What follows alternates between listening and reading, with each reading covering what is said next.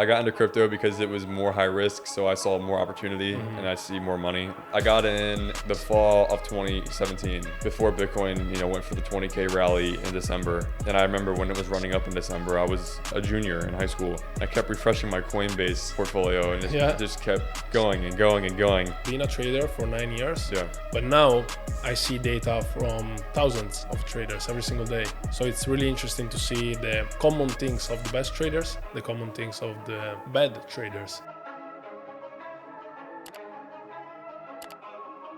What's up, Frank? Thank you for being here. I really appreciate it. Of course, brother. It's great. So we connected these days and we got to know each other. It was really great and I loved the connection with all the people that we made here at Capital Club. What made you actually come here? So I have some friends that were friends with Luke, and I came across and did a deep dive on Luke's content as well as Nate Belmar's content. And I was like, yeah, these guys are the real deal. They're speaking truth, and a lot of good mindset tips and stuff. So I was like, you know what? I want to get closer with them and their organization because we all share like-minded beliefs and stuff. Yeah. And when I got the invite to join, of course, I pounced on that right away. Nice. And now we're here. So I'm glad I came here. It was a pain in the ass to get over here. I came from Arizona. I had to take 3 or 4 connecting flights to get here. Those many? Yeah. Crazy. Yeah, but I'm glad I'm here. So. And you say you have some connections. In order to get to Luke, you had some friends that knew him. Correct. Which other people do you know in the industry? So it helped a lot that I had a relationship with the guys at the Fresh and Fit podcast. And shout out to Fresh Prince CEO, or Walter, his real name is. He connected me with Luke, and he vouched for me to join. Nice. Yeah, he's based out of Miami for the Fresh and Fit podcast. And I've hung out with him a few times, several times, gone to the club, gone to the studio, and build rapport. I'm part of his community as well. So if it wasn't for him, I probably wouldn't have the opportunity to be here. Amazing. So, yeah. Amazing, man. So jumping on what you do for business, what do you actually do? Yeah, so my main focus right now is no-code software, otherwise known as Code Saas. And on the back end, well, I shouldn't say back end, but on the side right now, since it's a bear market, I'm still, actively trading and stuff, but I'm also in crypto. I've been in the crypto for 6 years at this point. And that's where I made my foundation. And then, I was kind of in the position where I was like, all right, well, now what? I don't have anything else to do. So let me go ahead and start an online business, right? So a little bit over 2 years ago now, I started an SMMA, eventually pivoted into no-code SaaS because I figured okay, this business model is proven to work. There's got to be a way to go ahead and automate some of the back-end systems. And after months and months and months, eventually I found some certain tools and stuff to automate follow-up campaigns and all this stuff. And, one thing leads to another. And now I'm automating anything I really can. Really? You have to, free up my time and stuff and just make the processes even better for my clients and stuff. And now, it's a huge wave of AI, right? So everyone's trying to hop on the AI wave. Yeah. So in the past few months as well, we started integrating a lot of AI pieces they kind of go hand in hand with the no-code stuff, at least for what I'm doing. So that's my main focus right now, is scaling that as well as teaching people how to do it. And That's big, man. Big industry as well. Yeah. I wanted to ask you, you said, of course, you jumped into this business, and do you actually know how to build it, or you got the idea and you hired people to build your idea? Yeah, so what's cool about no code is I don't code anything, right? Right. So it's all certain tools that are pre-built and kind of plug and play in certain things. And when you take certain pre-built tools, you can kind of customize them to create a certain outcome. So across several platforms, I've been able to go ahead and build some different things. Yeah, of course. All thanks to Zapier to go ahead and include certain different programs and softwares, because that's the main kind of it's like the heart that beats, that keeps the entire softwares alive to communicate with each other, because they all communicate by API plugins and stuff like that. Yeah. But I don't know how to code anything. I just take an existing platform and rebrand it as my own, otherwise known as white labeling. And there's pros and cons to it. The pros is you don't need any really coding skills, and the barrier to entry is somewhat low. It is a little bit kind of confusing in the beginning, But the pro of it, or the con of it as well, is like you don't really have full on customization because you're not coding stuff. If you wanted to, though, you could always start no code and then hire someone down the road to integrate your own IP and integrate your own actual coded software. But That's impressive. yeah, that's what we're doing. So to understand more on a practical point of view, if I wanted to automate anything for my business, would that be possible through your platform? Of course. Yeah. Okay. Like which type of things? Just to understand, I'm truly interested. I currently run a couple of businesses and I'd love to automate many things, many processes.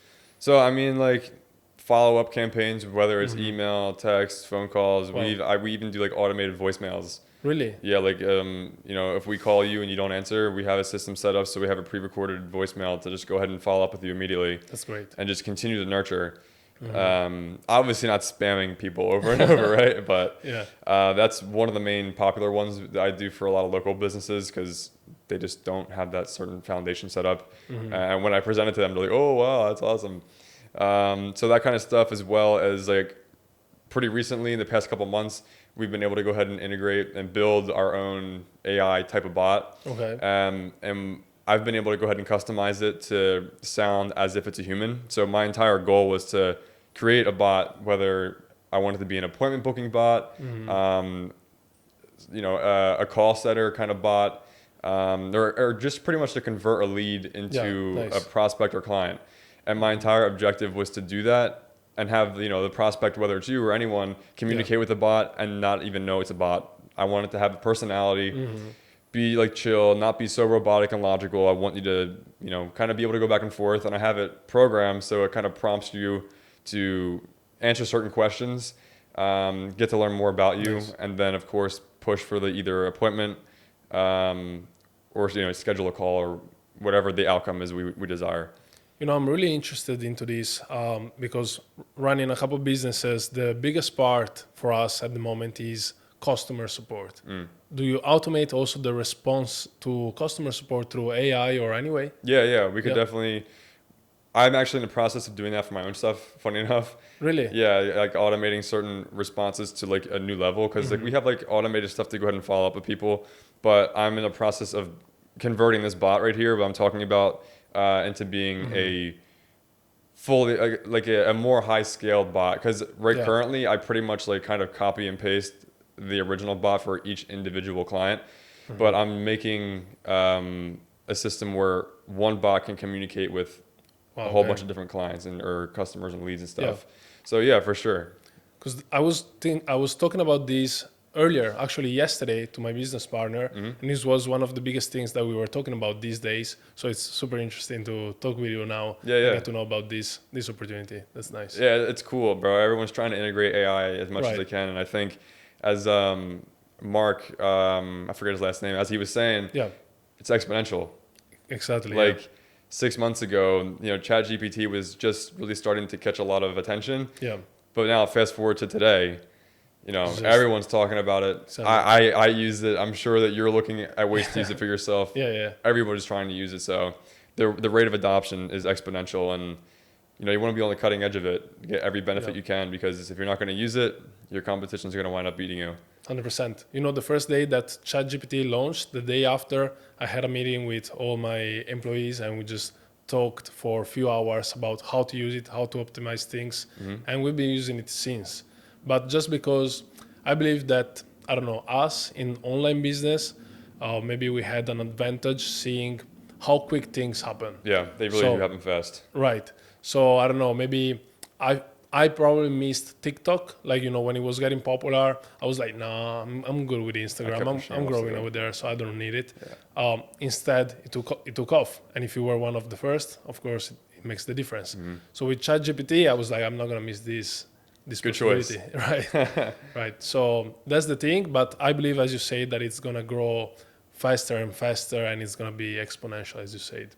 Yeah, I mean, like as it is right now, it's I swear it's every day or like every week there's a new tool that's actually pretty like has good value. Like so many people are coming out with like AI like companies and tools and stuff, and a lot of them I don't believe are going to stay around very long. Yeah. But there are diamonds in the rough that are coming out every week, and it's like Man, I'm trying to stay on top of everything and, stay on the cutting edge of stuff. And Sadly. it's kind of tough sometimes, but I mean, that's why it's important to have a network too, right? Yeah, You have absolutely. high level business people, everyone's doing research how to integrate certain things. And, I learned something, I say, yo, integrate Right. this or vice versa. Or with anybody else here, 100%. So 100%. it's awesome. I didn't mean to cut you off. Yeah. Would you say, do you have a prop trading as well? Yes. Okay. I want to go into that a little bit later Yeah, too. it's super interesting. I've been running the prop trading business for 2 months, and it's been super interesting also because being a trader for 9 years, Yeah. I just had to base my trading decisions based on what I learned from mentors, from people that I followed, and from myself, just being on the market. But now I see data from thousands of traders every single day. So it's really interesting to see the common things of the best traders, the common things of the bad traders. Yeah. Gets super interesting, a ton of data. But of course, we can talk about it. We talk about anything. Yeah. Yeah. What were we going to say though? I didn't mean to cut you off. Yeah, I wanted to ask you earlier, you talked about cryptos, how you got into crypto, and then you tried to differentiate into other things once the first bull run was over. How did that start, and what role it played in your life? Yeah. So to keep it short, because I've told this story in the past and I've kind of rambled. So when I was growing up in my middle-aged teens, I always knew that I didn't want to, well, actually pretty early teens. I always knew I didn't want to go to college. I was never a bad student. I was like an A-B student. But I always knew that just like the regular path wasn't very appealing. And I was like, I got to do something else. And throughout this time, I was watching on YouTube FaZe Clan. If anyone knows who they are, they used to do trick shotting and sniping videos, and they all lived, it was like 18-year-olds, 18, 19, and 20-year-olds that all lived in a house together up in New York, made YouTube videos together, and were making stupid money every month. And I would watch their videos at home and be like, man, if these kids and these guys can go ahead and do this for themselves, then I believe that I can do something like that on my own, or like whatever venture I decide to go into. So when I was exposed to that, I was like, all right, there's a life outside of the traditional path that most people are doing, which is college and then going and getting a regular job and all that stuff. So once I was exposed to that, I was like, all right, I need to figure out a way to make this possible for myself. And of course, then I started several online businesses and stuff, failed miserably at a lot of them, as most of us do in the beginning, because we're just trying to figure it out. And then eventually I got into stock trading because my dad was into stocks. And on my 16th birthday, he gave me $2,000 to start trading and stuff because I was trying to, start making money online. And at this rate, or at this point, of course, I was underage, so I was signed up under a UTMA account, which is like under parental authority and stuff. But yeah, I mean, I remember the very first stock that I bought. It was like a real estate company, and it went up a bunch after I bought it. And I was like, oh, this is gonna be easy. And then the next week it went down. It's always like that, right? Yeah, and then I was kind of hit with a little bit of a reality check, and I was like, all right, well, just like anything else, I'm failing at it, and I need to go ahead and figure out. I need to figure out something, because at this point, about a year had gone by, and I was getting older, and people were like, oh, you need to start applying to colleges soon. And I was like, yeah, right. But with all that being said, in like the next year and a half, I got better at trading stocks. I remember I was that guy in high school that would take screenshots of my trading portfolio and post it on my Instagram story. And people, I was like flexing like at 17. But at least you got the screenshots. Yeah. Yeah. But I got into crypto because it was more high risk. So I saw more opportunity and I see more money. So I got in like the fall of 2017 before Bitcoin, went for the 20K rally in December. And I remember when it was running up in December, I was a junior in high school, and I kept refreshing my Coinbase portfolio, and it just kept going and going and going. At what price did you get in? I think it was around 6K when I got in. It was like 55 or 6K. That's good. Yeah, and I was in that, and I was in Ethereum, and Ethereum was under $100. Wow. And pretty much I wrote it up for the most part and didn't really take that much profit because it was so parabolic and I had never seen anything like that. Right. And then I rode most of it back down throughout 2018 and 2019. But through then, I kept developing my trading skills and just also working for a bank to build more cash on the side for a cash reserves and stuff. And then for the next couple of years, I just kept learning more and more. And in 2021, when that run happened, I bought a bunch during 2020 when it was down. And then, as we all know, through 2021, well, the end of 2020 into 2021, we hit new all-time highs again. Yeah. And that's where I didn't make the same mistake. I took profits. And now, you know, kind of understanding the market cycles even more now at this point. And I'm looking to rinse and repeat the same process going into 2024, 2025. Yeah. What's your plan for the next bull run in general? Yeah, I mean, in general, I have certain safer picks, which are tokens that are, you know, have a higher market cap, like Ethereum. Pretty much like anything in like the top 10 list on like coin market cap, pretty much. I'm looking at several of those as well as maybe top 20. So I have a good amount in just like safer investments, if I want to call them that. I got to be careful with that, right? But as well as I'm very intrigued and interested in gaming tokens because I do believe that like that entire space is going to blow up like the next run. And if you're going to be early, you know, to small market cap coins, that's where a lot of big money's made, right? So my strategy for that is to invest in across 8, 9, or 10 different small market cap gaming tokens. Put like an equal amount in each, you know, ones I'm doing research in. And I'm expecting that in the next run here, at least 1, 2, or 3 of them will pop off and make up for the ones that don't pop off. And, you know, you can get, you know, a 10, 15, 20x on those kind of coins. Like that may sound crazy to you, but it happens. It happens in bull runs, especially even more than that. I know people have made 50x, even more than that in the last run. Yeah, like I didn't even do that in the last run. And some people just cashed out crazy numbers. So that's my strategy going into this next run soon. That's great. I just wanted to ask one last question, which is you are talking about the NFT projects or the tokens about gaming. What about how do you select them? Do you look at the company? Do you look at the project? Or do you look at the owners, who the owners are? So do you bet on the people or you bet on the project? Both, for sure. Okay. It's both, as well as I trust the people in the crypto space that I've kind of built a little group around, and we kind of bounce ideas off each other. And it's mostly guys that have been in this space for like at least 5 years, so they know when something's weird or not, for the most part, right? Like we're not going to hit every time, but a combination of those 3 things. The project, a lot of them are cap, and like the utilities like not there, but it's a lot of investing in the people for the most part. As well as, like I said, the network I have in the crypto space a little bit. Exactly. Yeah. Thank you, man. I appreciate it. For sure, bro. Thanks so much for being here. Of course, brother. Thanks for having me.